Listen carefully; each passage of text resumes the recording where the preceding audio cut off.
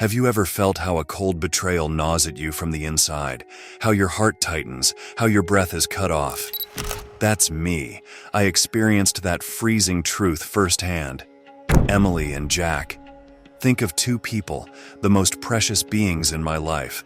One my wife, the other my closest friend. But one night all the truths hit me in the face. Their dirty games behind my back came to light. That night, everything changed. This is not just a story of infidelity. This story tells how I got lost in the dark paths of betrayal, and then how I found myself again. But remember, things are not as they seem.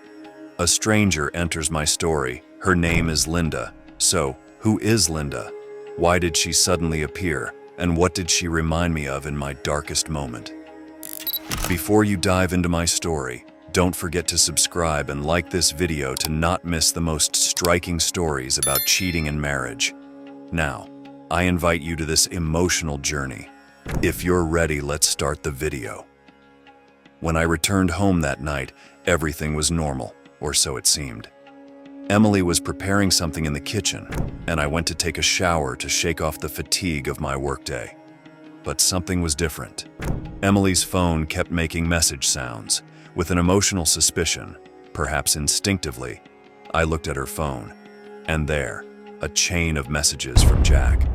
My heart felt like it had leapt out of my chest. Love words, plans to meet, it was all there. The next day, instead of going to work, I met with Jack. My mind was in turmoil. At a cafe, we sat face to face. Jack first quietly stirred his coffee, then burst out. Emily and I, it was a mistake, a moment of weakness, he said. There was a tone of regret in his voice, but what hurt me the most was his inability to look me in the eyes as he made this confession. An internal battle of anger and destruction had already begun. On the way back, I got into my car, leaned on the steering wheel, and got lost among the city lights. My eyes were filling up, my swallows knotting in my throat. How could I accept this betrayal? How could the people I loved the most hurt me so deeply? When I got to the front of our house, there was another car there. When I opened the door, a woman I didn't recognize was sitting in our living room. "Hello, I'm Linda," she said. "I was waiting for you." Where did Emily know this woman from? Linda explained she was Emily's therapist. She said Emily wanted to leave me but didn't know how to do it. This surprised me even more. As if betrayal wasn't enough, there was this too. After all this, I left home and found myself in a coffee shop, lost in thought. The waiter approached with a smile and asked, "How's your day going?" At that moment, I couldn't hold back my tears at this simple question. The waiter kindly put his hand on my shoulder. "Time is the healer of all wounds," he said. The next day, I confronted Emily. Her eyes were red. She looked exhausted. "This mistake will be your end," I said to her. She replied, "I never want to lose you, but if you leave, I understand." The cold and distant conversation that passed between us had instantly erased the intimacy given by the years. The separation process began.